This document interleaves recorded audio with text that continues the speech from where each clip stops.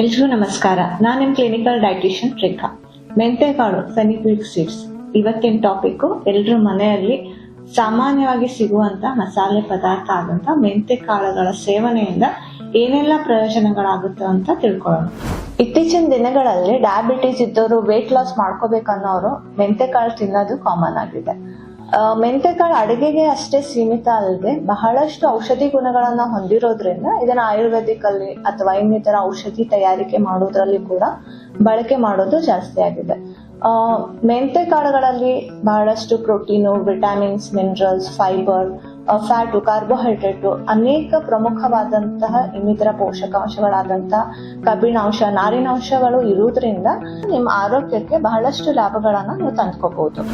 ಮೆಂತೆಕಾಳುಗಳಲ್ಲಿ flavonoids ಮತ್ತು oestrogen ಎಂಬ hormone ಜಾಸ್ತಿ ಇರೋದ್ರಿಂದ ಬಾಣಂತಿರು ಅಂದ್ರೆ ಹೆರಿಗೆ ಆದಂತಹ ಮಹಿಳೆಯರು ಪ್ರತಿದಿನ 1-2 ಚಮಚೆ ನೆನೆಸಿರುವಂತಹ ಮೆಂತೆಕಾಳುಗಳನ್ನ ತಿನ್ನೋದ್ರಿಂದ ಅವ್ರ ಎದೆ ಹಾಲು ಉತ್ಪತ್ತಿ ಕೂಡ ಚೆನ್ನಾಗಾಗುತ್ತೆ. ಅದಲ್ಲದೆ ಈ ದಿನಗಳಲ್ಲಿ ಜಾಸ್ತಿ ಕಾನ್ಸ್ಟಿಪೇಷನ್ ಆಗುವಂತ ಚಾನ್ಸಸ್ ಇರುತ್ತೆ. ಸೊ ನೀವು ಮೆಂತೆಕಾಳುಗಳನ್ನ ತಿನ್ನೋದ್ರಿಂದ ನಿಮ್ಮ ಮಲಬದ್ಧತೆ ಪ್ರಾಬ್ಲಮ್ ಕೂಡ ನೀವು ಕ್ಯೂರ್ ಮಾಡ್ಕೋಬಹುದು. ನಾರಿನಾಂಶ ಅಂದ್ರೆ ಫೈಬರ್ ಕಂಟೆಂಟ್ ಚೆನ್ನಾಗಿರೋದ್ರಿಂದ ಇನ್ಸುಲಿನ್ ರೆಸಿಸ್ಟೆನ್ಸಿ ಅಂದ್ರೆ ಇನ್ಸುಲಿನ್ ಪ್ರತಿರೋಧಕ ಕಡಿಮೆ ಮಾಡುವಂತ ಸಂಯುಕ್ತ ಅಂಶ ಕೂಡ ಇರೋದ್ರಿಂದ ಹಾಗೂ ಪ್ರೋಟೀನ್ ಕಂಟೆಂಟ್ ಹೊಂದಿರೋದ್ರಿಂದ ಮಧುಮೇಹಿಗಳು ಅಂದ್ರೆ ಡಯಾಬಿಟಿಕ್ ಇರೋರು ನೆನೆಸಿರುವಂತ ಮೆಂತೆಕಾಳುಗಳನ್ನ ಪ್ರತಿದಿನ 1-2 ಚಮಚೆ ತಿನ್ಕೊಳ್ಳೋದ್ರಿಂದ ನಿಮ್ಮ ರಕ್ತದ ಸಕ್ಕರೆಯನ್ನ ಕಡಿಮೆ ಮಾಡ್ಕೊಳ್ಬಹುದು ಅಥವಾ ನಿಯಂತ್ರಣದಲ್ಲಿ ಇಟ್ಕೋಬಹುದು.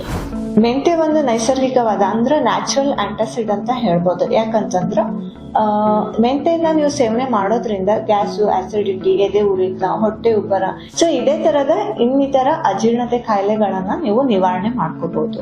ಮೆಂತೆಕಾಳುಗಳಲ್ಲಿ ಗ್ಯಾಲೆಕ್ಟೋಮೆನಿನ್ ಕಂಟೆಂಟ್ ಅನ್ನೋ ನ್ಯೂಟ್ರಿಯೆಂಟ್ಸ್ ಇರೋದ್ರಿಂದ ಹಾಗೇನೆ ಹೈ ಫೈಬರ್ ಕೂಡ ಇರೋದ್ರಿಂದ ನೀವು ಖಾಲಿ ಹೊಟ್ಟೆಯಲ್ಲಿ ಮೆಂತೆಕಾಳುಗಳನ್ನ 1-2 ಚಮಚೆ ಸೇವನೆ ಮಾಡೋದ್ರಿಂದ ನಿಮ್ಮ ಚಯಾಪಚಯ ಕ್ರಿಯೆ ಅಂದ್ರೆ ಮೆಟಬಾಲಿಸಮ್ ಕ್ರಿಯೆ ಕೂಡ ಚೆನ್ನಾಗಿ ಇಂಪ್ರೂವ್ ಆಗುತ್ತೆ. ಇದಲ್ಲದೆ ನಿಮ್ಮ ಇಮ್ಯುನಿಟಿ ಕೂಡ ಇಂಪ್ರೂವ್ ಆಗುತ್ತೆ.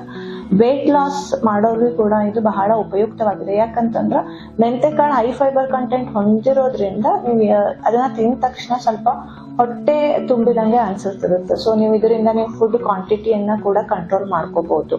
ಮೆಂತೆಕಾಳುಗಳ ಸೇವನೆ ಮಾಡೋದ್ರ ಜೊತೆಗೆ ನೆನೆಸಿರುವಂತಹ ಮೆಂತೆಕಾಳಲ್ಲಿ ಕರಿಬೇವು ಸೊಪ್ಪು, ನಿಂಬೆ ರಸ, ದಾಸವಾಳ ಹೂಗಳನ್ನ ಹಾಕೊಂಡು ರುಬ್ಬಿ ನಿಮ್ ತಲೆ, ನೆತ್ತಿಗೆ ಮತ್ತು ಆಲ್ ಓವರ್ ನಿಮ್ಮೆಲ್ಲ ಹೇರ್ಸಿಗೆ ಅಪ್ಲೈ ಮಾಡ್ಕೊಂಡು ವಾಶ್ ಮಾಡೋದ್ರಿಂದ ನಿಮ್ ಕೂದಲುಗಳು ನೈಸ್ ಆಗುತ್ತೆ. ಅದ್ರ ಜೊತೆಗೆ ಕೂದಲಿನ ಸಮಸ್ಯೆಗಳಾದಂತ ಕೂದಲು ಉದುರುವಿಕೆ, ತಲೆ ಹೊಟ್ಟು ಅಥವಾ ಕೂದಲು ಸೀಳುವಿಕೆ, ಈ ತರ ಅನೇಕ ಸಮಸ್ಯೆಗಳನ್ನ ಕೂಡ ನೀವು ನಿವಾರಣೆ ಮಾಡ್ಕೋಬಹುದು.